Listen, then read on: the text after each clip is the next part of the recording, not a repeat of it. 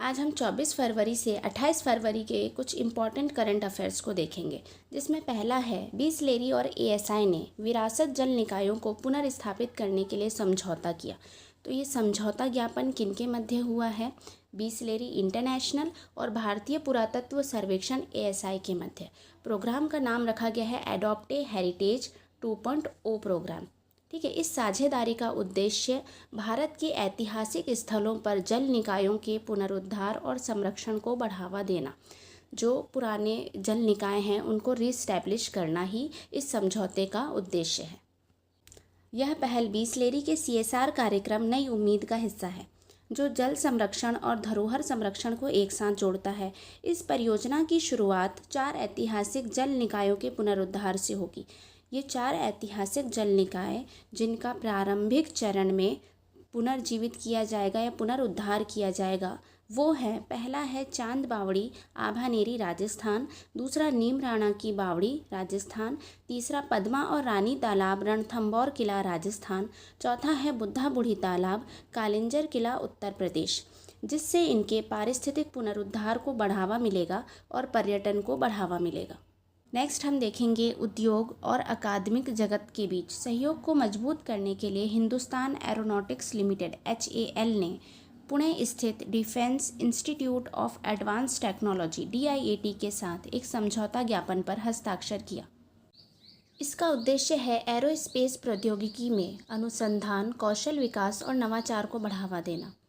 HMA, जो कि HAL की प्रमुख प्रशिक्षण संस्था है, इस सहयोग में महत्वपूर्ण भूमिका निभाएगी, जिससे HAL के अधिकारी उच्च शिक्षा, अनुसंधान, अत्याधुनिक एरोस्पेस तकनीकों में प्रशिक्षण प्राप्त कर सकेंगे। गोवा के मोपा हवाई अड्डे ने प्रतिष्ठित सर्वश्रेष्ठ सुरक्षा पुरस्कार जीता। मनोहर अंतर्राष्ट्रीय हवाई अड्डा, जिसे गोवा अंतर्राष्ट्रीय हवाई अड्डा लिमिटेड द्वारा विकसित और संचालित किया गया, भारत का पहला हवाई अड्डा बन गया है, जिसे NSCI सुरक्षा पुरस्कार 2024 के तहत सेवा क्षेत्र श्रेणी में सर्वश्रेष्ठ सुरक्षा पुरस्कार स्वर्ण ट्रॉफी से सम्मानित किया गया। यह पुरस्कार मुंबई के द ललित में आयोजित एक भव्य समारोह के दौरान प्रदान किया गया, जो कि मनोहर अंतर्राष्ट्रीय हवाई अड्डे के व्यावसायिक सुरक्षा और स्वास्थ्य में अच्छे प्रदर्शन, कार्यस्थलों पर चोटों को कम करने की प्रबद्धता और सर्वोत्तम सुरक्षा उपायों को अपनाने के लिए दिया गया। 24 फरवरी 2025 को PM किसान की 19वीं किस्त रिलीज़ की गई। किसान सम्मान निधि योजना की शुरुआत 2019 में प्रधानमंत्री नरेंद्र मोदी द्वारा की गई, जिसका उद्देश्य छोटे और सीमांत किसानों को आर्थिक सहायता प्रदान करना है। इस योजना के तहत किसानों को वार्षिक 6,000 रुपये की सहायता प्रदान की जाती है। ग्लोबल रेपुटेशन रैंकिंग में भारत के 4 संस्थानों ने बनाई जगह। Times Higher Education World Reputation Ranking 2025 जारी की गई, जिसमें भारत के 4 संस्थान शामिल हैं। इनमें से 3 IIT संस्थान हैं। ये 4 संस्थान हैं, पहला है भारतीय विज्ञान संस्थान IISc, दूसरा IIT दिल्ली, तीसरा IIT मद्रास और चौथा है शिक्षा और अनुसंधान। नेक्स्ट है विराट कोहली ने सबसे तेज 14,000 रन बनाने का तेंदुलकर का रिकॉर्ड तोड़ा। उन्होंने वनडे क्रिकेट में सबसे तेज 14,000 रन पूरे करने वाले बल्लेबाज बनने का गौरव हासिल किया। कोहली ने यह उपलब्धि केवल 287 पारियों में हासिल की, जबकि यही उपलब्धि सचिन तेंदुलकर ने 350 पारियों में और कुमार संगकारा ने 378 पारियों में हासिल की थी। यह ऐतिहासिक क्षण चैंपियंस ट्रॉफी 2025 भारत और पाकिस्तान के बीच दुबई इंटरनेशनल क्रिकेट स्टेडियम में खेले गए मुकाबले में आया। प्रधानमंत्री नरेंद्र मोदी ने भोपाल में ग्लोबल इन्वेस्टर समिट 2025 का उद्घाटन किया, जिसमें 18 नई औद्योगिक नीतियों की घोषणा की गई। इस समिट का उद्देश्य मध्य प्रदेश को औद्योगिक और निवेश हब में बदलना है। इसमें प्रमुख उद्योगपतियों और वैश्विक निवेशकों की भागीदारी देखी गई। इसमें विशेष रूप से एरोस्पेस सेक्टर में भारत की भूमिका को प्रमुखता दी गई। नेक्स्ट है इंडसइंड बैंक PGTI का आधिकारिक बैंकिंग भागीदार बना। इंडसइंड बैंक ने PGTI professional golf tour of India के साथ साझेदारी की घोषणा की। यह संयोग अल्ट्रा हाई नेटवर्थ इंडिविजुअल्स और हाई नेटवर्थ इंडिविजुअल्स के लिए पायनियर बैंकिंग प्रोग्राम के तहत बैंकिंग अनुभव को बेहतर बनाने की दिशा में उठाया गया कदम है। नेक्स्ट हम देखेंगे देश का प्रकृति परीक्षण अभियान ने 5 गिनीज वर्ल्ड रिकॉर्ड बनाए। भारत ने आयुर्वेद और समग्र स्वास्थ्य देखभाल के क्षेत्र में ऐतिहासिक उपलब्धि हासिल करते हुए देश के प्रकृति परीक्षण अभियान के तहत 5 गिनीज वर्ल्ड रिकॉर्ड अपने नाम किए हैं। राष्ट्रीय भारतीय चिकित्सा प्रणाली आयोग NCISM और आयुष मंत्रालय के सहयोग से इस अभियान का पहला चरण जो हुआ 20 फरवरी 2025 को मुंबई में संपन्न हुआ। इस पहल ने आयुर्वेद को सार्वजनिक स्वास्थ्य से जोड़ने और स्वास्थ्य देखभाल में डेटा संचालित दृष्टिकोण को बढ़ावा देने में महत्वपूर्ण योगदान दिया है। ये 5 रिकॉर्ड हैं। एक सप्ताह में किसी स्वास्थ्य अभियान के लिए सबसे अधिक संकल्प प्राप्त करने का रिकॉर्ड। दूसरा है 1 महीने में किसी स्वास्थ्य अभियान के लिए सबसे अधिक संकल्प प्राप्त करने का रिकॉर्ड। थर्ड है अब तक किसी स्वास्थ्य अभियान के लिए सबसे अधिक संकल्प प्राप्त करने का रिकॉर्ड। फोर्थ है सबसे बड़े ऑनलाइन फ़ोटो एल्बम का रिकॉर्ड। डिजिटल प्रमाण पत्र प्रदर्शित करते हुए लोगों की तस्वीरें। फिफ्थ है सबसे बड़े ऑनलाइन वीडियो एल्बम का रिकॉर्ड जिसमें एक ही वाक्य कहते हुए लोगों के वीडियो हैं। इस अभियान का महत्व पहला है जन भागीदारी का व्यापक स्तर पर विस्तार। 1.29 करोड़ से अधिक लोगों ने प्रकृति परीक्षण अभियान में भाग लिया जो कि 1 करोड़ के लक्ष्य से भी अधिक था। दूसरा है स्वयंसेवी प्रयासों की अभूतपूर्व भागीदारी। इस अभियान में कुल 1,81,667 स्वयंसेवक शामिल हुए जिसमें आयुर्वेद विद्यार्थी, शिक्षक और चिकित्सक शामिल थे। थर्ड है शीर्ष नेतृत्व का समर्थन। प्रधानमंत्री नरेंद्र मोदी ने राष्ट्रीय आयुर्वेद दिवस पर इस अभियान की शुरुआत की और राष्ट्रपति द्रौपदी मुर्मू पहली प्रतिभागी बनी। फोर्थ है स्वास्थ्य सेवा में आयुर्वेद का सशक्तिकरण। इस पहल ने आयुर्वेद की भूमिका को रोग निवारक चिकित्सा और जीवन शैली प्रबंधन में मजबूत किया है। फिफ्थ है वैश्विक मान्यता। इस अभियान ने आयुर्वेद को आधुनिक चिकित्सा के साथ जोड़ने, वैज्ञानिक प्रमाण आधारित शोध को बढ़ावा देने में भारत की भूमिका को मजबूत किया है।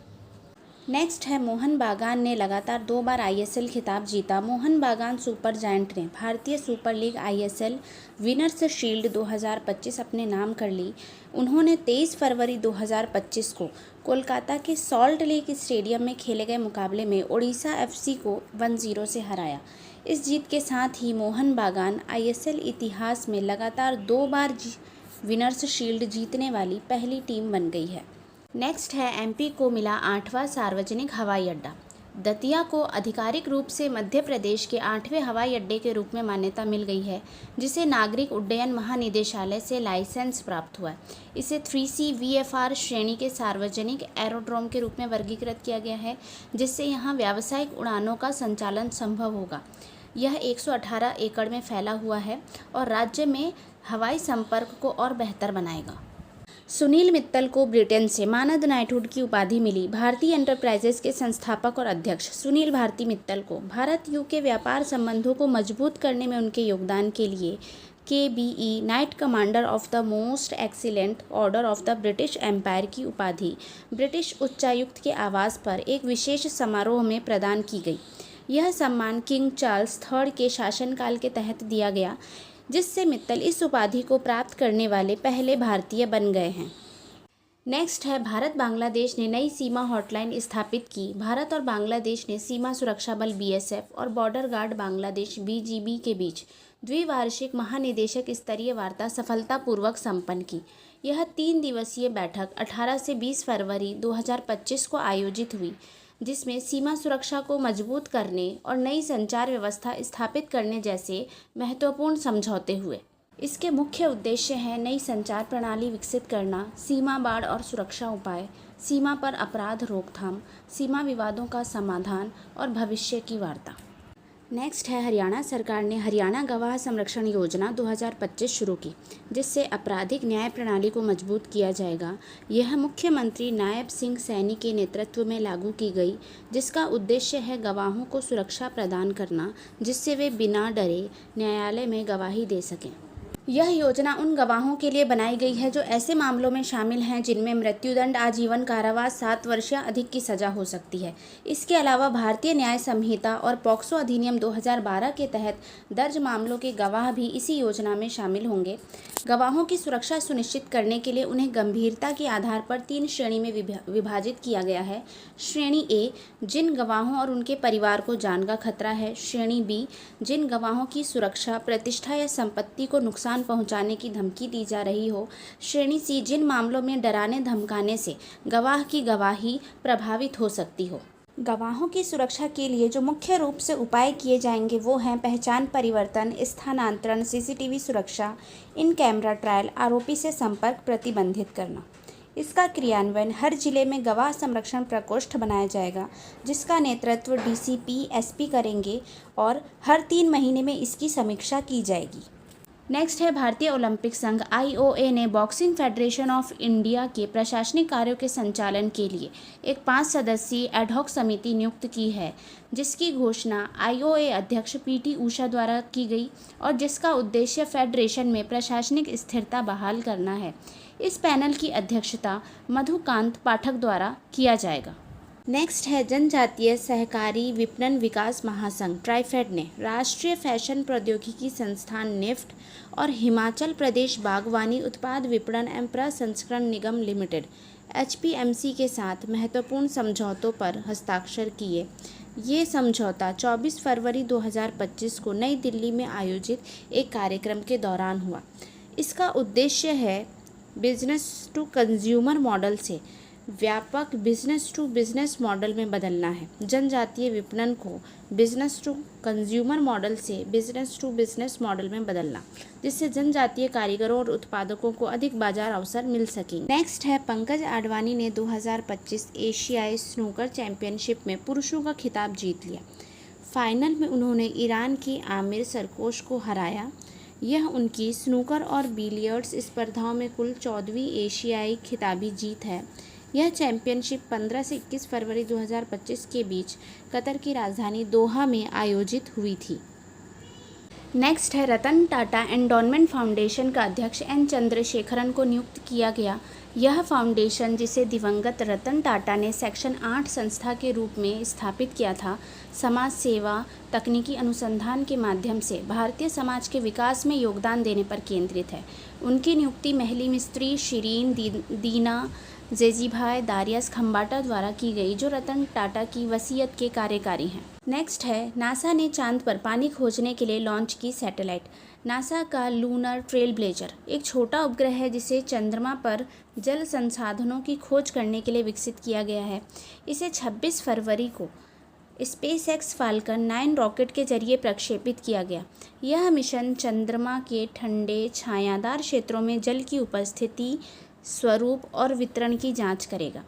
उच्च रेजोल्यूशन जल मानचित्र प्रदान करके यह भविष्य में मानव और रोबोटिक अन्वेषण को सहायता देगा, जिससे चंद्र संसाधनों के सतत उपयोग और अंतरिक्ष यात्रा के भविष्य को नई दिशा मिलेगी।